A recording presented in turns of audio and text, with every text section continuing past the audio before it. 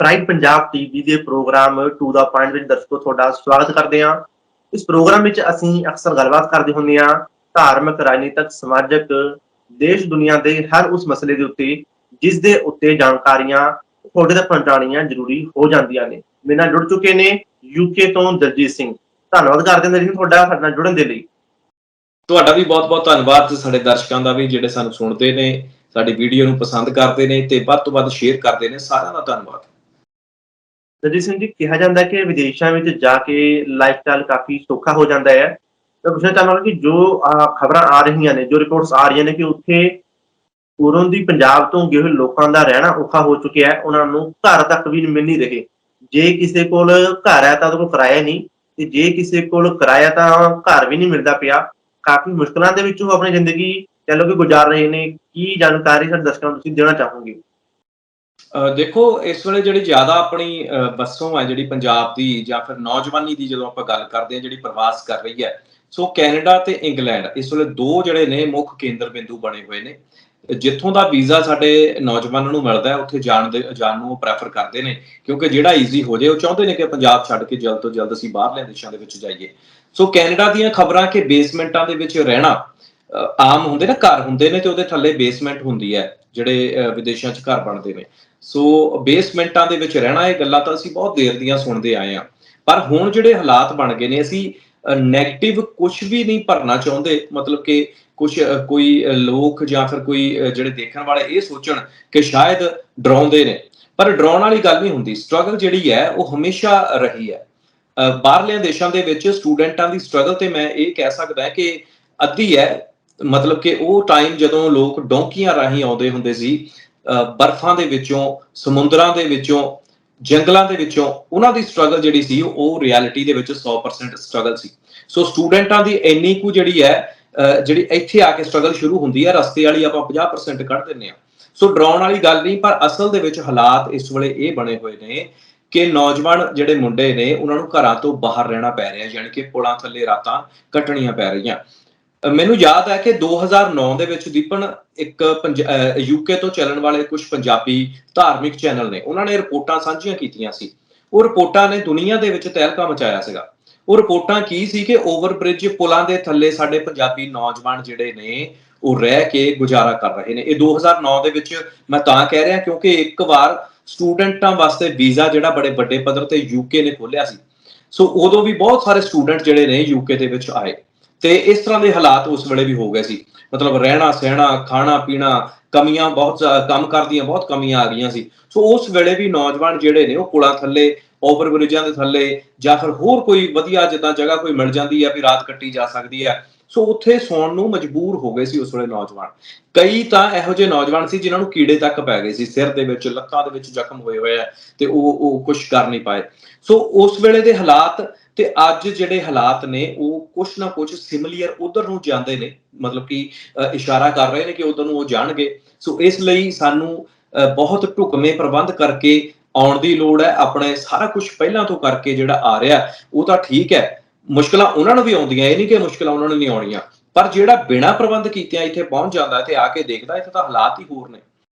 ਮਤਲਬ ਕਿ ਇਸ ਵੇਲੇ ਜੇ ਮੈਂ ਗੱਲ ਦੋਨਾਂ ਮੁਲਕਾਂ ਦੀ ਕਰਾਂ, ਕੈਨੇਡਾ ਤੇ ਇੰਗਲੈਂਡ ਦੀ, ਤਾਂ ਇੱਥੇ ਹੁਣ ਹਾਲਾਤ ਉਹ ਨੇ ਕਿ ਨੌਜਵਾਨ ਬਾਹਰ ਸੌਂ ਰਹੇ ਨੇ, ਜਿਨ੍ਹਾਂ ਦੇ ਕੋਲ ਰਿਹਾਇਸ਼ਾਂ ਨਹੀਂ ਹੈਗੀਆਂ, ਜਿਨ੍ਹਾਂ ਨੂੰ ਘਰ ਨਹੀਂ ਕਿਰਾਏ ਤੇ ਮਿਲ ਰਹੇ, ਜਿਨ੍ਹਾਂ ਨੂੰ ਕਮਰੇ ਤੱਕ ਨਹੀਂ ਜਿਹੜੇ ਕਿਰਾਏ ਤੇ ਮਿਲ ਰਹੇ। ਉਹਦੀ ਬਹੁਤ ਸਾਰੀਆਂ ਰੀਜ਼ਨ ਵਜ੍ਹਾ ਹੋ ਸਕਦੀਆਂ। ਮੈਂ ਨਾ ਪਿਛਲੇ ਦਿਨੀ ਇੱਕ ਗੱਲ ਕਰਦਾ ਸੀ ਕਿਸੇ ਸਟੂਡੈਂਟ ਦੇ ਨਾਲ, ਤਾਂ ਉਹ ਕਹਿੰਦਾ ਹੁਣ ਸ਼ਰਤਾਂ ਜਿਹੜੀਆਂ ਲੈਂਡਲੋਰਡ ਦੱਸ ਰਹੇ ਨੇ, ਜਿਹੜੇ ਘਰ ਦੇ ਮਾਲਕ, ਉਹ ਇਹ ਦੱਸ ਰਹੇ ਕਿ ਤੁਹਾਡੇ ਕੋਲ ਬੱਚਾ ਨਹੀਂ ਹੋਣਾ ਚਾਹੀਦਾ, ਫਿਰ ਤੁਹਾਨੂੰ ਘਰ 'ਚ ਰੱਖਿਆ ਜਾ ਸਕਦਾ ਕਪਲ ਨੂੰ। ਮਤਲਬ ਕਿ ਤੀਵੀਂ ਆਦਮੀ ਹੋਏ ਤੇ ਅਸੀਂ ਰੱਖ ਲਾਂਗੇ, ਜੇ ਬੱਚਾ ਨਾਲ ਤੇ ਫਿਰ ਤੁਹਾਡੇ ਵਾਸਤੇ ਘਰ ਨਹੀਂ ਹੈ। ਉਸ ਤੋਂ ਬਾਅਦ ਕੁਝ ਹੋਰ ਸ਼ਰਤਾਂ ਨੇ, ਕੁਝ ਇਸ ਤਰ੍ਹਾਂ ਦੀਆਂ ਵੀ ਸ਼ਰਤਾਂ ਨੇ ਕਿ 2 ਮੁੰਡੇ ਹੀ ਹੋ ਸਕਦੇ ਨੇ, ਮਤਲਬ 2 ਜਣੇ ਰੱਖਣੇ ਆਪਾਂ, 2 ਮੁੰਡੇ ਹੀ ਹੋ ਸਕਦੇ ਆ। ਕਿਸੇ ਦੀਆਂ ਸ਼ਰਤਾਂ ਇਹ ਕਿ 2 ਕੁੜੀਆਂ ਹੀ ਹੋ ਸਕਦੀਆਂ। ਕੋਈ ਕਹਿੰਦਾ ਕਪਲ ਨਹੀਂ ਹੋਣਾ ਚਾਹੀਦਾ, ਕੋਈ ਕਹਿੰਦਾ ਭੈਣ ਭਰਾ ਨਹੀਂ ਹੋਣੇ ਚਾਹੀਦੇ। ਮਤਲਬ ਕਿ ਇਸ ਤਰ੍ਹਾਂ ਦੀਆਂ ਹੁਣ ਆਪਾਂ ਕਹਿ ਲਈਏ ਵੀ ਬੰਦਸ਼ਾਂ ਜਿਹੜੀਆਂ ਨੇ ਉਹ ਲਾਈਆਂ ਜਾ ਰਹੀਆਂ। ਸੋ ਜਿਸ ਤੋਂ ਬਾਅਦ ਫਿਰ ਇਹ ਕੰਡੀਸ਼ਨਾਂ ਪੂਰੀਆਂ ਕਰਨੀਆਂ ਜਿਹੜੀਆਂ ਬਹੁਤ ਔਖੀਆਂ ਹੋ ਜਾਂਦੀਆਂ। ਹੁਣ ਆਮ ਤੌਰ ਤੇ ਤੁਸੀਂ ਵੀ ਸੁਣਿਆ ਹੋਣਾ ਕਿ ਕਪਲ ਜ਼ਿਆਦਾ ਆ ਰਹੇ ਨੇ, ਮੁੰਡਾ ਕੁੜੀ ਵਿਆਹ ਕਰਾ ਕੇ ਉਹ ਆ ਰਹੇ ਨੇ। ਸੋ ਹੁਣ ਫਿਰ ਏਦਾਂ ਦੀ ਗੱਲ ਹੈ ਤੇ ਫਿਰ ਉਹ ਵਿਚਾਰੇ ਕਪਲ ਜਿਹੜੇ ਨੇ ਉਹ ਕਿੱਥੇ ਜਾਣ? ਹੁਣ ਕੁੜੀ ਜਿਹੜੀ ਹੈ, ਜਾਣੀ ਕਿ ਜਿਹੜੀ ਵਾਈਫ ਹੈ, ਉਹਨੂੰ ਫਿਰ ਕਿਸੇ ਹੋਰ ਕੁੜੀਆਂ ਦੇ ਵਿੱਚ ਛੱਡੇ ਤੇ ਆਪ ਉਹ ਜਾ ਕੇ ਕਿਸੇ ਮੁੰਡਿਆਂ ਦੇ ਵਿੱਚ ਰਹਿਣਾ ਸ਼ੁਰੂ ਕਰ ਦੇਵੇ। ਇਸ ਤਰ੍ਹਾਂ ਹੀ ਹੋ ਸਕਦਾ ਨਾ ਫਿਰ, ਜੇ ਹੁਣ ਲੈਂਡਲੋਰਡ ਕਵੇ ਕਿ ਮੇਰੀਆਂ ਕੰਡੀਸ਼ਨਾਂ ਤੇ ਤੂੰ ਚੱਲਣਾ ਹੈ, ਉਸ ਤੋਂ ਬਾਅਦ ਫਿਰ ਹੋਰ ਬੜੀਆਂ ਕੰਡੀਸ਼ਨਸ ਨੇ, ਜਿਵੇਂ ਪੇ ਸਲਿਪਸ ਹੋ ਗਈਆਂ, ਤੁਹਾਡਾ ਬੈਂਕ ਅਕਾਊਂਟ ਹੋ ਗਿਆ, ਤੁਹਾਡੇ ਇੱਕ ਦੋ ਐਡਵਾਂਸ ਹੋ ਗਏ ਕਿਰਾਏ ਤੇ, ਉਸ ਤੋਂ ਬਾਅਦ ਤੁਸੀਂ ਕਿਰਾਇਆ ਜਿਹੜਾ ਹੈ, ਤੀਸਰਾ ਕਿਰਾਇਆ ਜਿਹੜਾ ਉਹ ਤੁਹਾਡਾ ਇਸ ਮਹੀਨੇ ਤੋਂ ਚੱਲੂਗਾ। ਜਦੋਂ ਤੁਸੀਂ ਜਾ ਕੇ ਘਰ ਛੱਡੋਗੇ ਤੇ ਪਹਿਲਾਂ ਦੋ ਐਡਵਾਂਸ ਜਿਹੜੇ ਕਿਰਾਏ ਹੈਗੇ ਤੁਹਾਡੇ ਆਏ ਹੋਏ, ਉਹ ਘਰ ਦਾ ਜਾਇਜ਼ਾ ਲੈ ਕੇ ਕਿ ਕਿੰਨੀ ਕੁ ਤੋੜ ਭੰਨ ਹੋਈ ਹੈ, ਕੱਟ ਕਟਾ ਕੇ ਤੁਹਾਨੂੰ ਦਿੱਤੇ ਜਾਣਗੇ। ਸੋ ਬਹੁਤ ਸਾਰੀਆਂ ਕੰਡੀਸ਼ਨਾਂ ਇਸ ਵੇਲੇ ਨੇ, ਜਿਹਨਾਂ ਕਰਕੇ ਮਜਬੂਰ ਹੋਏ ਜਿਹੜੇ ਸਟੂਡੈਂਟ ਨੇ ਉਹ ਬਾਹਰ ਰਾਤਾਂ ਕੱਟਣ ਲਈ ਇਸ ਵੇਲੇ ਮਜਬੂਰ ਹੋ ਗਏ ਨੇ। ਸੋ ਮੈਂ ਇਹੀ ਬੇਨਤੀ ਕਰਦਾ ਸਾਰਿਆਂ ਨੂੰ ਕਿ ਭਾਈ ਆਓ ਜ਼ਰੂਰ, ਵੈਲਕਮ ਹੈ, ਕਿਉਂਕਿ ਵਿਦੇਸ਼ ਕਿਸੇ ਦੇ ਵੀ ਬਾਪ ਦੀ ਜ਼ਗੀਰ ਨਹੀਂ ਹੈ। ਜੇ ਕੋਈ ਇਸ ਤਰ੍ਹਾਂ ਨਹੀਂ ਕਹਿ ਸਕਦਾ ਕਿ ਭਾਈ ਮੇਰੇ ਕਹਿਣ ਮੁਤਾਬਕ ਤੁਸੀਂ ਕੰਮ ਕਰੋ।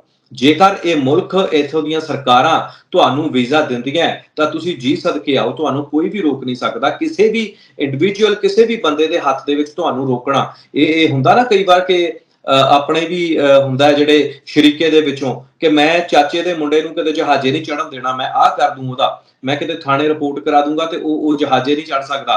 ਮੇਰਾ ਤਾਏ ਦਾ ਮੁੰਡਾ ਜਿਹੜਾ ਹੈ ਉਹ ਆਸਟ੍ਰੇਲੀਆ ਨਹੀਂ ਜਾ ਸਕਦਾ। ਉੱਥੇ ਸਾਰਾ ਕੁਝ ਹੋ ਸਕਦਾ, ਪਰ ਬਾਹਰਲੇ ਦੇਸ਼ਾਂ ਦੇ ਵਿੱਚ ਇਹ ਚੀਜ਼ਾਂ ਨਹੀਂ ਹੈਗੀਆਂ।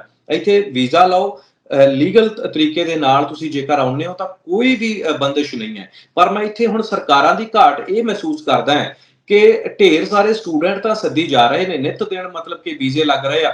ਮੈਂ ਪਹਿਲਾਂ ਵੀ ਇੱਕ ਪ੍ਰੋਗਰਾਮ 'ਚ ਜ਼ਿਕਰ ਕੀਤਾ, ਤੇ ਇੱਕ ਦਿਨ ਮੈਂ ਲੰਡਨ ਦੇ ਹੀਥਰੋ 에ਅਰਪੋਰਟ ਦੇ ਉੱਤੇ ਖੜਾ ਹੋਇਆ ਸੀ ਕਿਸੇ ਨੂੰ ਲੈਣ ਵਾਸਤੇ, ਤਾਂ 2-3 ਘੰਟੇ ਸਾਨੂੰ ਵੇਟ ਕਰਨੀ ਪਈ। ਮਤਲਬ ਉਹ ਲੇਟ ਹੋ ਗਏ, ਫਲਾਈਟ ਲੇਟ ਹੋ ਗਈ, ਤਾਂ ਉਹਨਾਂ 2-3 ਘੰਟਿਆਂ ਦੇ ਵਿੱਚ 40 ਤੋਂ 50 ਸਟੂਡੈਂਟ ਜਿਹੜੇ ਨੇ ਉਹ ਉਤਰੇ ਹੋਣੇ ਆ। ਸਮਝੇ ਤੁਸੀਂ? ਪੰਜਾਬ ਪੱਗਾਂ ਵਾਲੇ ਮੁੰਡੇ, ਨੌਜਵਾਨ ਜਿਹੜੇ ਛੋਟੀ ਉਮਰ ਦੇ, ਨਾਲ ਉਹਨਾਂ ਦੀਆਂ ਘਰ ਵਾਲੀਆਂ ਸੀ। ਮਤਲਬ ਕਿ ਇਹ ਸਰਕਾਰਾਂ ਜਿਹੜੀਆਂ ਨੇ ਆਪਣੇ ਲਾਹੇ ਵਾਸਤੇ, ਹੁਣ ਮੈਂ ਤੁਹਾਨੂੰ ਦੱਸਦਾ ਇਹ ਸਰਕਾਰਾਂ ਕਿਵੇਂ ਯੂਜ਼ ਕਰਦੀਆਂ, ਕਿਵੇਂ ਵਰਤਦੀਆਂ ਨੇ। ਹੁਣ ਇਹ ਨਾ ਰੱਜ ਕੇ ਸਟੂਡੈਂਟ ਸੱਦ ਰਹੇ ਨੇ, ਇੰਗਲੈਂਡ ਦੇ ਜਿਹੜੇ ਹੈਗੇ ਆ ਆਪਣੇ ਸਰਕਾਰਾਂ ਹੈਗੀਆਂ, ਕਿਉਂਕਿ ਇਕਨੋਮੀ ਜਿਹੜੀ ਆ ਉਹ ਹਿੱਲੀ ਹੋਈ ਆ ਇੰਗਲੈਂਡ ਦੀ ਵੀ ਇਸ ਵੇਲੇ। ਸੋ ਇਹ ਰੱਜ ਕੇ ਸਟੂਡੈਂਟ ਸੱਦ ਰਹੇ ਆ, 20-20 ਲੱਖ ਰੁਪਈਆ, ਯਾਨੀ ਕਿ 20-20 ਹਜ਼ਾਰ ਪਾਉਂਡ ਇੱਕ ਬੱਚਾ ਨਾਲ ਲੈ ਕੇ ਆ ਰਿਹਾ। ਸੋ ਇੱਥੇ ਲਿਆ ਕੇ ਉਹਨਾਂ ਨੂੰ ਪਹਿਲਾਂ ਫਿਰ ਸਟੱਡੀ ਵੀ ਮਹਿੰਗੀ, ਫਿਰ ਘਰ-ਬਾਰ ਸਾਰਾ ਕੁਝ, ਫਿਰ ਜਿਹੜੇ ਕੰਮਾਂ ਦੇ ਉੱਤੇ ਜਿਹੜੇ ਆਮ ਲੋਕ ਕੰਮ ਹੁਣ ਛੱਡ ਚੁੱਕੇ ਨੇ ਉਹ ਸਟੂਡੈਂਟਾਂ ਕੋਲੋਂ ਕਰਾਏ ਜਾਂਦੇ ਆ। ਸੋ ਕੁੱਲ ਮਿਲਾ ਕੇ ਇਹ ਕਹੀਏ, ਦੇਸ਼ ਨੂੰ ਮਜ਼ਬੂਤ ਕਰਨ ਦੇ ਕਰਕੇ ਸਾਰਾ ਕੁਝ ਕੀਤਾ ਜਾ ਰਿਹਾ। ਹੁਣ ਇਹਨਾਂ ਸਰਕਾਰਾਂ ਨੂੰ ਕੋਈ ਬੰਦਾ ਪੁੱਛਣ ਵਾਲਾ ਹੋਵੇ ਕਿ ਜਿਹੜੇ ਸਟੂਡੈਂਟ ਆ ਰਹੇ ਨੇ ਉਹਨਾਂ ਕੋਲ ਤਾਂ ਘਰ ਨਹੀਂ ਹੈਗੇ ਰਹਿਣ ਨੂੰ, ਤੁਸੀਂ ਕੋਈ ਪ੍ਰਬੰਧ ਕੀਤਾ ਹੈ? ਤੁਹਾਨੂੰ ਪਤਾ ਹੈ ਕਿ ਬਰਮਿੰਘਮ ਦੇ ਵਿੱਚ ਕਿੰਨੀ ਜਨਤਾ ਰਹਿੰਦੀ ਪਈ ਹੈ ਤੇ ਕਿੰਨੇ ਘਰ ਅਵੇਲੇਬਲ ਨੇ, ਕਿੰਨੇ ਕਮਰੇ ਤੇ ਕਿੰਨੇ ਸਟੂਡੈਂਟ ਆ ਚੁੱਕੇ ਨੇ? ਕੋਈ ਪਤਾ ਨਹੀਂ, ਇਹਦੇ ਨਾਲ ਕੋਈ ਲੈਣ ਦੇਣ ਨਹੀਂ। ਆਪਣਾ ਪ੍ਰਬੰਧ ਆਪ ਕਰੋ। ਉਹ ਕਹਿੰਦੇ ਨੇ ਕਿ ਆਪਣਾ ਪ੍ਰਬੰਧ ਆਪ ਕਰੋ, ਸਾਨੂੰ ਸਿਰਫ ਤੁਸੀਂ 20,000 ਪਾਉਂਡ ਯਾਨੀ ਕਿ ਉਹ ਫੀਸਾਂ ਜਿਹੜੀਆਂ ਨੇ ਉਹ ਲਿਆ ਕੇ ਦਿਓ ਤੇ ਆਪਣਾ ਇੱਥੇ ਰਹਿਣਾ ਸ਼ੁਰੂ ਕਰੋ। ਹੁਣ 2009 ਦੇ ਵਿੱਚ ਜਦੋਂ ਮੈਂ ਗੱਲ ਕਰਦਾ, ਉਦੋਂ ਵੀ ਇਸ ਤਰ੍ਹਾਂ ਹੀ ਹੋਇਆ ਸੀ। ਸਟੂਡੈਂਟ ਸੱਦੇ ਗਏ, ਬੜੀ ਵੱਡੀ ਤਾਦਾਦ ਦੇ ਵਿੱਚ, ਬੜੀ ਆਪਾਂ ਕਹਿ ਲਈਏ ਵੀ ਹਜ਼ਾਰਾਂ ਲੱਖਾਂ ਸਟੂਡੈਂਟ ਸੱਦਿਆ ਗਿਆ ਪੂਰੀ ਦੁਨੀਆ ਦੇ ਵਿੱਚੋਂ।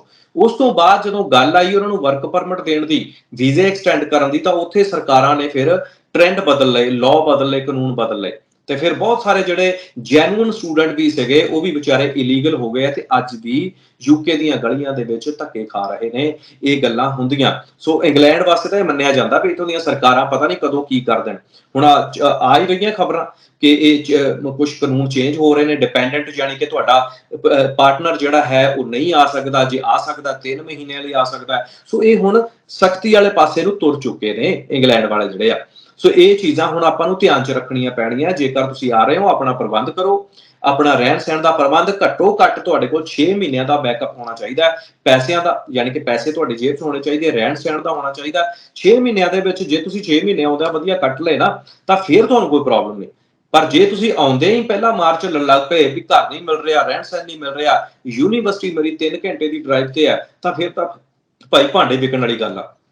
ਫਿਰ ਬਹੁਤ ਔਖਾ ਹੋ ਜਾਂਦਾ ਹੈ ਜਦੋਂ ਖਾਸ ਤੌਰ ਤੇ ਕਪਲ ਹੋਵੇ, ਮੁੰਡਾ ਕੁੜੀ ਹੋਣ, ਤੇ ਉਹ ਜਦੋਂ ਇਹੋ ਜਿਹੇ ਹਾਲਾਤਾਂ 'ਚ ਘਿਰਦੇ ਆ ਤੇ ਬਹੁਤ ਮੁਸ਼ਕਲ ਹੋ ਜਾਂਦਾ ਹੈ। ਮੈਂ ਅੱਖੀਂ ਦੇਖਦਾ ਇੱਥੇ, ਕਿਉਂਕਿ ਸਾਡਾ ਸ਼ਹਿਰ ਜਿਹੜਾ ਹੈ ਬਰਮਿੰਘਮ ਲੰਡਨ ਤੋਂ ਬਾਅਦ ਦੂਸਰਾ ਬਿਜ਼ੀ ਸ਼ਹਿਰ ਹੈ। ਆਪਾਂ ਇਹ ਕਹਿ ਸਕਦੇ ਹਾਂ ਬਿਜ਼ੀ ਸਿਟੀ ਹੈ, ਜਿਹਦੇ ਵਿੱਚ ਬਹੁਤ ਜ਼ਿਆਦਾ ਲੋਕ ਕੰਮ ਕਰਨ ਵਾਸਤੇ ਆਉਂਦੇ ਨੇ ਤੇ ਬਹੁਤ ਜ਼ਿਆਦਾ ਸਟੂਡੈਂਟ ਆਉਂਦੇ ਨੇ। ਸੋ ਇਸ ਕਰਕੇ ਇਹ ਹਾਲਾਤ ਜਿਹੜੇ ਆ ਇਸ ਤਰ੍ਹਾਂ ਦੇ ਹੋਏ ਆ। ਇਹਦੇ ਵਿੱਚ ਇਸ ਤਰ੍ਹਾਂ ਨਹੀਂ ਹੈ ਕਿ ਅਸੀਂ ਕਿਸੇ ਨੂੰ ਰੋਕ ਰਹੇ ਹਾਂ, ਡਰਾ ਰਹੇ ਹਾਂ। ਡਰਾਉਣ ਵਾਲੀ ਕੋਈ ਗੱਲ ਨਹੀਂ, ਹਾਲਾਤ ਸੱਚੇ ਨੇ। ਤੇ ਇੱਕ ਮੀਡੀਆ, ਸੁਹਿਰਦ ਮੀਡੀਆ ਦਾ ਵੀ ਇਹ ਵੀ ਫਰਜ਼ ਹੁੰਦਾ ਕਿ ਜਿਹੋ ਜਿਹੇ ਹਾਲਾਤ ਹੈ ਉਹ ਦੱਸੇ ਜਾਣ, ਤਾਂ ਕਿ ਤੁਸੀਂ ਆਪਣੇ ਪ੍ਰਬੰਧ ਜਿਹੜੇ ਨੇ ਉਹ ਚੰਗੇ ਤਰੀਕੇ ਨਾਲ ਕਰ ਸਕੋ। ਜੀ ਦਲੀਪ ਸਿੰਘ ਜੀ, ਸਾਡੇ ਦਰਸ਼ਕਾਂ ਦੇ ਨਾਲ ਅਜਿਹੀਆਂ ਜਾਣਕਾਰੀਆਂ ਆਪਾਂ ਅੱਗੇ ਵੀ ਸਾਂਝੀਆਂ ਕਰਦੇ ਰਹਾਂਗੇ। ਹੁਣ ਵੇਲਾ ਹੋ ਗਿਆ ਇਜਾਜ਼ਤ ਦਾ। ਧੰਨਵਾਦ।